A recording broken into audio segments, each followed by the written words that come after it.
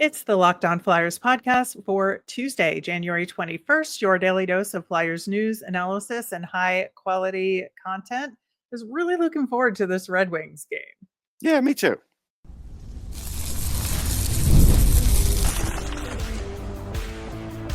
You're Locked On Flyers, your daily podcast on the Philadelphia Flyers. Part of the Locked On Podcast Network. Your team every day. Hey there, and thanks for making Locked On Flyers your first listen every day. I am Rachel Donner. I've been podcasting about the Flyers, the NHL, and hockey for a decade. I'm here with prospect expert and Flyers credentialed reporter for 19 years, Russ Cohen. From the first whistle to the final drive, FanDuel makes the NFL playoffs even more exciting. Right now, new customers can bet $5 and get $300 in bonus bets if you win that first bet. Visit fanduel.com to get started. And to keep up with our episodes and the Flyers news, you can find us at Locked On Flyers on all your favorite socials. And of course, here on the Locked On Podcast Network, your team every day. We are going to preview tonight's matchup against the Detroit Red Wings, a really interesting matchup and one with the playoff race implications for sure. And it's Tuesday, so we do have Phantoms Tuesday, a report on the goings on in Lehigh Valley.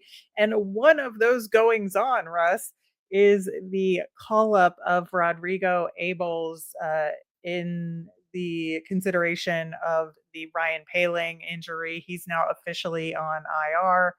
And People so should they go need to. back and listen to the last show because this is Yep. why I wanted it to be more than 3 games because I knew the severity of the hit. Even though we were getting reports that maybe it wasn't going to be that bad, he also has a history of concussions too. Now that maybe shouldn't play into it, but I just knew the severity of the hit was bad. But it's still being argued. I had someone argue with me today. As a result, we've got Rodrigo Abols up with the Flyers. It's his first NHL call up ever, which is super cool for him. And, it's fortuitous that today is Phantoms Tuesday because I got to say, I was going to talk about him anyway because I really felt like his play has been getting better and better these last few weeks. If we recall, he is a guy that, was drafted in 2016, seventh rounder, Hmm. wound up playing a year in Springfield in the AHL in 2018-19, went back to Europe, with COVID, has played in the SHL, and then came back on a two-way deal with the Flyers this year to give it kind of one more shot. So he's 29 years old, right? So to get your first NHL game in at 29 is a rare and special thing, and I think it's super cool for him. Yeah, it's great. I mean, I'm pretty sure like a month ago we were calling for this Yep. because he started to play better. We saw the opportunity at 4C, maybe even a net front opportunity, but I'm sure Rocky Thompson's too smart to do that. So I don't think that'll happen. But otherwise, as a 4C, he could provide some things. He's pretty good at faceoffs. He can be physical. And so, I think it's a good time to see what you have because otherwise he's just going to go back next year if you don't show any interest in extending him. So this is a way of finding out. Right. And so he's got 9 goals and 10 assists in 34 games so far for the Phantoms. But like I said, I think his game started to pick up right around New Year's. And Yeah. with, including New Year's Eve, he's had like 3 goals and 4 assists since December 31st. You mentioned he's good at faceoffs. And, I interacted with a few people on Blue Sky about what to do in this situation. And, I got a, should we call up Samu Tuomala? And I was like, no, No he's way. not ready. We know that, right? And so the question, I guess, became for me, why Abels versus Anthony Richard, right? And so I think there's a few reasons why that could be the case. And I think Anthony Richard would have been a fine call up, but he did have an injury recently and he Right. looks fine, but he still could be on the mend and maybe you don't want to call him up in this circumstance. Abels has been playing very well and he's extremely noticeable. Lappy talks him up post game all the time. And I think that, maybe they just want to give somebody else a shot and see what they got, right? I think that's a part of it, but I think Abels is a true 4C where Richard isn't really made to be a 4C. He's more like a third Right. line guy. And so I think you're calling up the right guy for the right spot. And so I do Yeah. think it's the right thing to do. But call him up and actually use him. Don't call him Yeah. up and give him, the treatment that many other guys get, and then all of a sudden we have to decide, well, why is there a third goalie? Because once again, John Tortorella has said, "Hey, Fedotov is the second goalie." Okay, then what are you doing with the third guy? But that's going to be a question that's going to be around all year. But it takes up a roster spot, and that's basically what I'm getting at. Yeah, of course. And so I think, we'll see if Abels checks in to the game.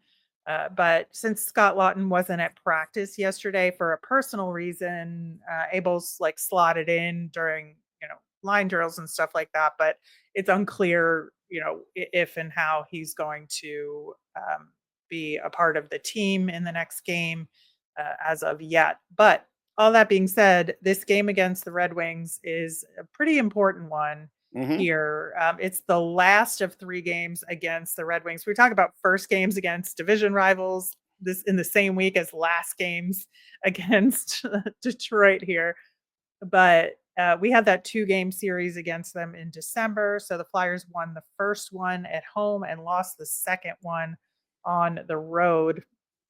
And, we know that the Red Wings have, as of, the last few years, had pretty terrible luck trying to win games in Just Philadelphia. awful. I mean, Konechny kills Yeah. him, Lawton kills him.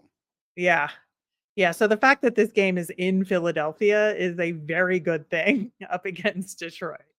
Well, the only difference is Todd McClellan. He's completely different than other coaches that they've faced over the last few years. And he really does have the ear of this team, and they are playing much better. Like, I don't know, the curse could still exist when they walk in and it could be 3-0 before they even turn around. That's always possible. But I think he's one that at least probably has a chance to reprogram these guys and not think about losing all those games here. Don't think about it at all. So if he does that, it's going to be a very good game. And then this is the Red Wings score. I mean, there's no question they could score goals. And more Mo Sider is one of the best young defensemen in the league. Like, he's terrific. He's doing great running their power play. Their power play is lethal. I mean, it's really, Yes. really good with Larkin. And Kane's done better in the last, I'd say, month and change. And so, it's not going to be easy. Yeah. So looking at their recent play here, it is interesting because they are 7-3 in their last 10. And like you said, they've been playing much, much better in the Todd McClellan era. However, they have lost their last 2 games. Both of them have been on the road as part of this big road trip that they are on. And one of the things that McClellan said post game after their loss to Dallas most recently, they lost 4-1, is that in these last 2 games where they pretty much got smoked by Tampa and then by Dallas, right? And Which a that lot he of teams said, would, to be fair. sure, absolutely. But what he said is, as far as the Detroit side of things, is that they were very reactive in both of those games and not proactive. And I thought that was an interesting way of looking at it in terms of style of play. And we've Yeah. seen the proactive version of Detroit already this season. And I would much prefer to see that reactive version because I Yeah. think there is definitely a difference, and you see like the aggressiveness on the forecheck, you Yeah. see the offense to defense with those strong defensemen like you're talking about, right? Yeah. Blashill and Lalonde were kind of like more passive compared to McClellan, Mhm. at least from the mental side of it. Not on the ice, but from the mental side. And that's where McClellan's pretty good, is, at getting his team to kind of roll the right way that way. So yeah, their young defense is good. What's interesting is the most disliked guy on that team is Jeff Petrie. Fans just cannot stand him. I think probably just because they got him when he was too old. And so that was the feedback I got when I was there recently, is that they're not enjoying him.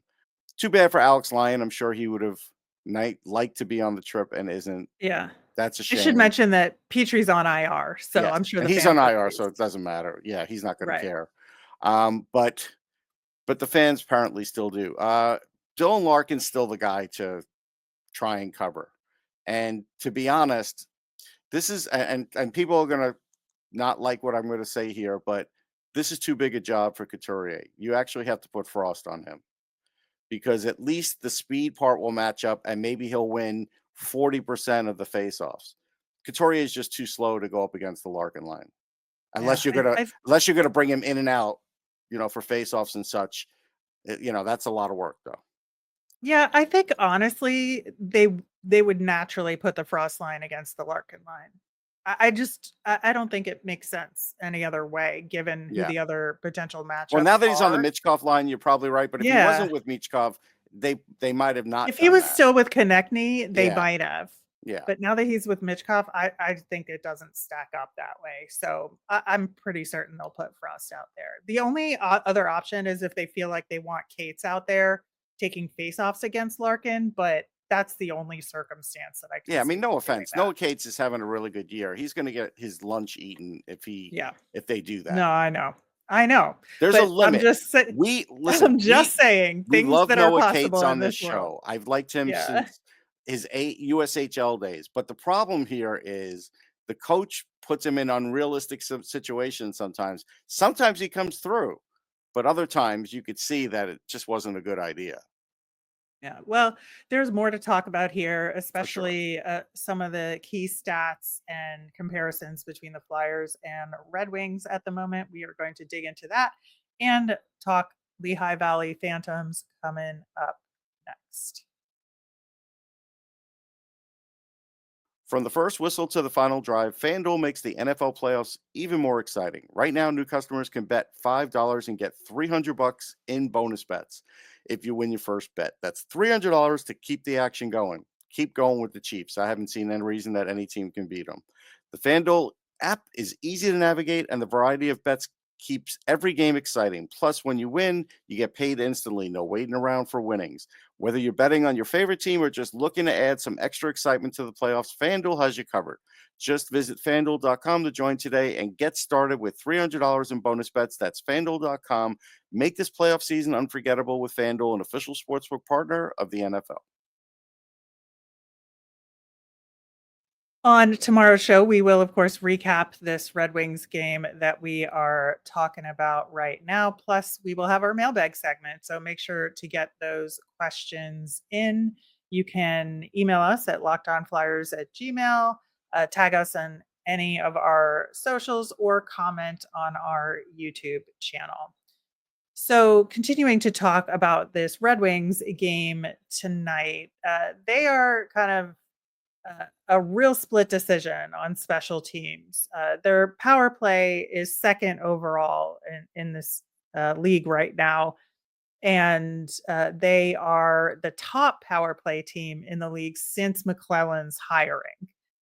So they're at 41.9% since McClellan took Yeah, over this team. it's That's outstanding. brutal, right? Yeah. Yeah. However, their penalty kill is atrocious. And so I think, it does it balance itself out? Probably not. But I Yeah, it think means it's the just Flyers could worth go 1 for mentioning. 4. That's what it means. And that's fine. Yeah, I think it's I have they no get more some calls. expectations than that.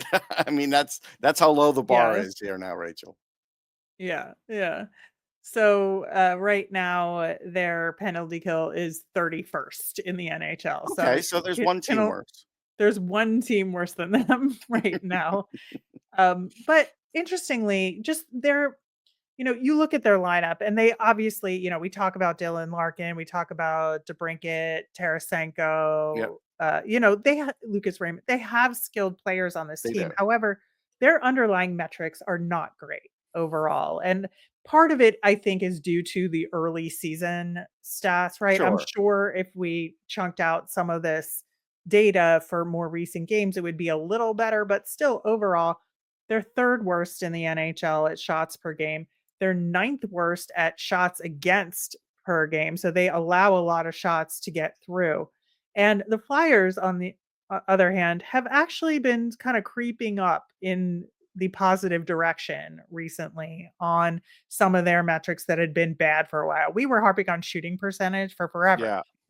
Now they're eighth in the NHL at 9.37 at 5 on 5. The Red Wings on that same stat, seventh worst at 8.27%. So, the Flyers are getting better at these things. They're getting better at generating high danger chances for. We saw that a little bit in the Devils game, despite all the block shots. And, so the Flyers like metrics and I think the discipline of the defense to offense is helping a little bit along those lines and could work to their advantage against Detroit. No, I could see that. I mean, the lowest amount of shots they had in the last 5 is 23. The Flyers are trying to eat as many pucks as possible, so I could see like 25 shots. But here's the issue: uh, even when their power play's bad, they sometimes will go 1 for 6. But they had 6 chances against Tampa. They had 4 chances against Florida and buried it 3 times. They had 5 chances against Seattle and buried it 3 times. Like that's pretty prolific. Yeah, And that's what you right. have to worry about. So you have to really, there can't be any dumb penalties. So really, honestly, Torts needs to have a chat with Garnet Hathaway and say, you can play on the edge here, but just know if you put this team on the power play, you're going to be playing from behind in this game. That's the chances. And we don't want that. He's got to do that. And he's Right. got to tell Konechny not to be stupid. But Konechny has really reined it in Yep. recently. Absolutely. I think he has. Yeah.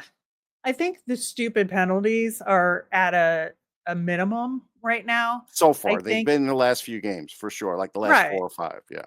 Yeah. Yeah. And I think even like Mitchkov, I think he's trying. He's Yeah. working He at still it. had some, though, but, Right. But yeah. I think they're like him learning and working through it kind of bad penalties and not like atrocious bad penalties.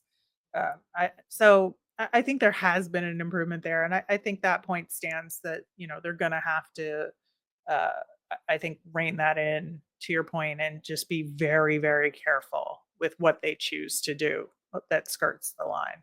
Yeah, I look at Lucas Raymond, and he's drawn 6 penalties on his own this year, and that's something where I've seen him do it with puck possession, Hmm. and he could do that. He can get the puck, hold on to it, Yeah. and you eventually drag him down because he's just about to make a big play or has made or already made a big play. Somebody's made it to him, and and he's streaking down the ice. So he's a guy you have to watch for that. Not so much Patrick Kane anymore, but Lucas Raymond for sure.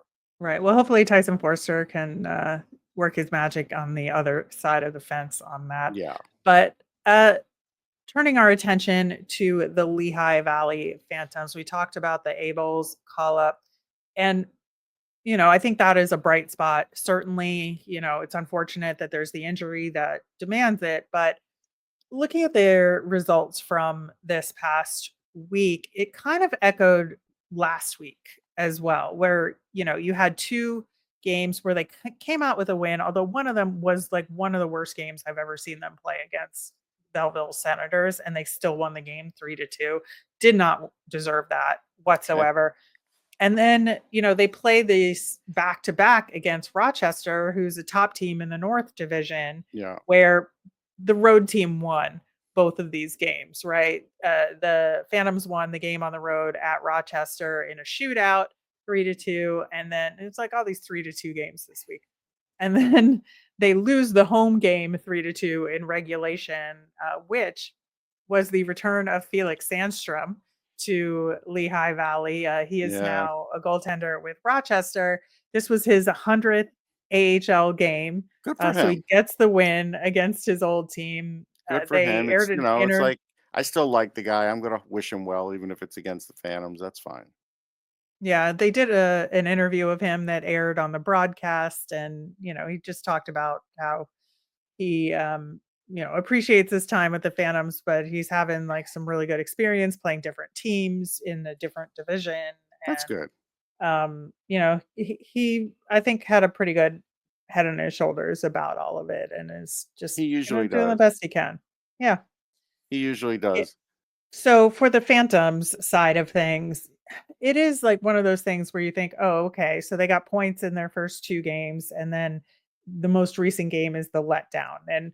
And this is what we talked about last week. And I think, the thing that led to the loss to Rochester was taking bad penalties. Speaking of taking bad penalties, we just talked about with the Red Wings, this was the biggest issue for them this week. So they had too many men calls in all 3 games this week. I mean, That's that's a brutal. discipline issue, That's right? brutal.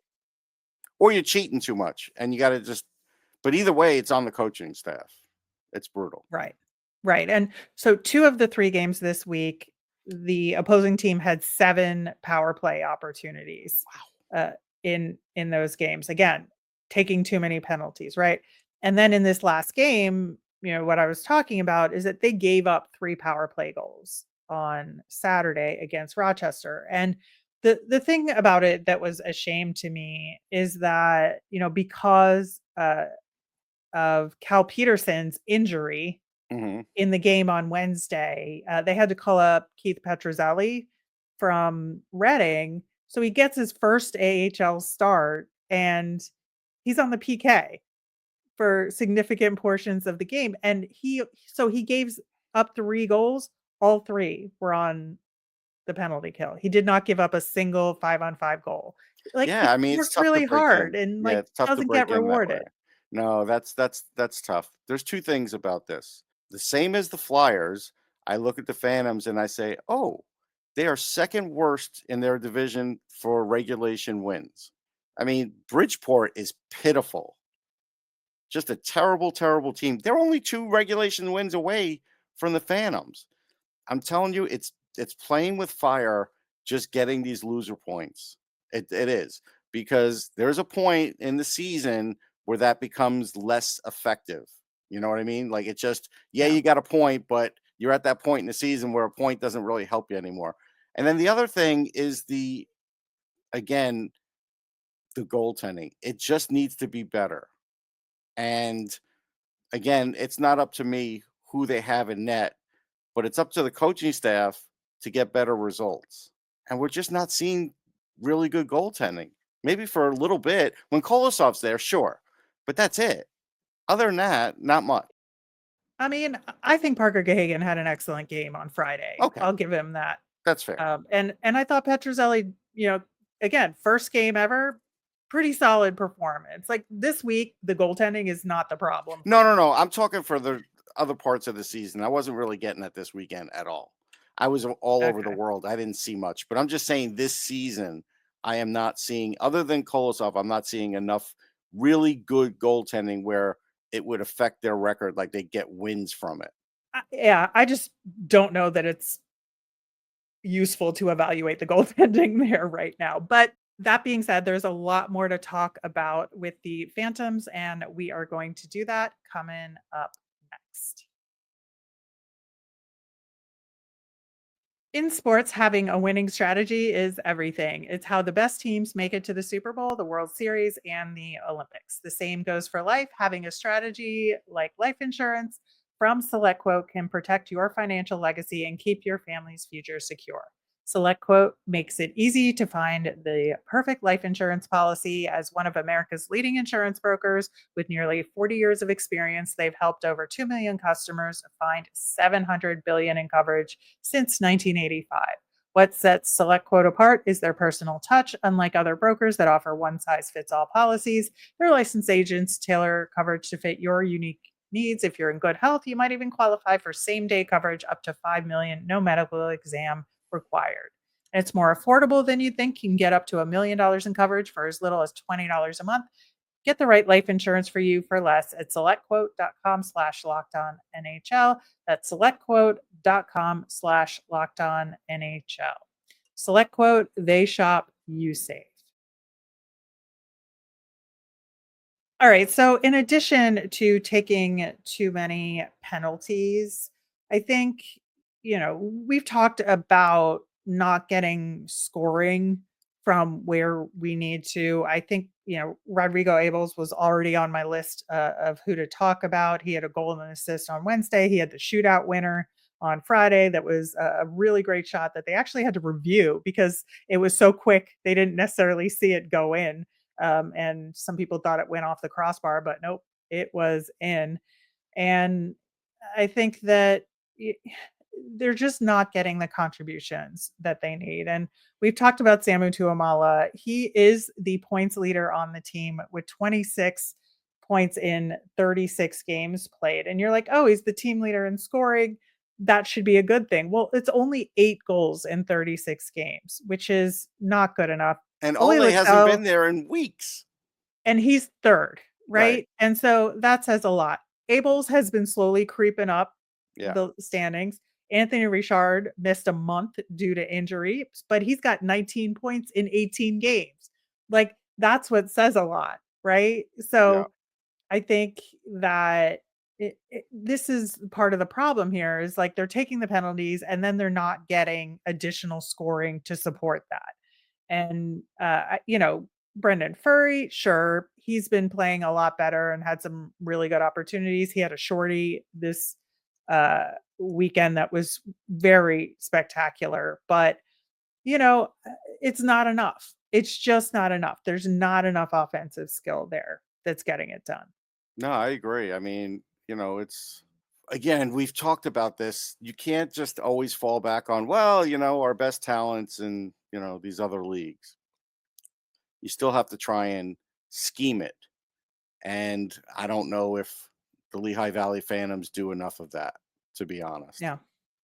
Yeah, no, I do wanna be slightly fair to them in terms of the injuries that they have, which are significant. So Emile Andre was out all week, very banged up, so that's gonna weaken your power play off the bat, and he does take a lot of shots in every game, so that says something. Massimo Rizzo left the game early on Friday, because he got hurt, and then he was out Saturday. Ben Gleason, banged up and out Saturday.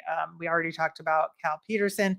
The only kind of bright light there is Cooper Marody is skating with the team. He traveled to Rochester. He's practicing in a regular jersey now, not the non-contact. So maybe we'll see him back out there soon. But it's there just isn't potent offense coming from anyone really right now, and other than the couple of guys we've already talked about, and that's not a team. 2 or No, 3 guys does not a team make. and my whole thing is like, if they're not producing enough offensively, then somehow you've got to, either eat more pucks or have better goaltending to kind of make up for the deficit that you're not getting offensively. Like, otherwise it's just not a good formula. Right. Right, and then, you gotta hold up on the penalty kill, which they are not. So it just the math isn't mathing here, I guess is the main point in Lehigh Valley, and it's something that we've continued to talk about. And I think that, you look at the roster and you're like, "Oh, there's really nobody here that's like a future NHLer." But at a certain point, like, all of these guys are professional hockey players, and you should be able to coach them to play, like the whole is greater than the sum of its parts Yeah, as a yeah, yeah. team. Like, that should come into play at some point, It and it's should. just not. No. No, I mean, again, these are some of the failings and differences. I think people were like, well, the Phantoms made the playoffs last year, so they're doing good. Well, this is a different year. And last year was okay, but it wasn't a great year, but it was okay. Right. It was acceptable. This Yeah. year's not acceptable. It's Yeah, just not. I agree. Even if they do make the playoffs. Now the problem is that again, all the teams above them in the division have multiple games in hand on them, including Wilkes-Barre Scranton has 7 games in hand on. 7? How is that even possible? The schedule is wonky, I guess, but they're one of the teams that the Phantoms are facing this upcoming week. We've got a Friday, Saturday, Sunday extravaganza for the Phantoms where they're playing Springfield, they're playing Bridgeport, and then they're at Wilkes-Barre Scranton. Well, they can't So, lose to Bridgeport. If they lose to Bridgeport, forget it. yeah, they should beat Springfield. Right. They most definitely should beat Bridgeport.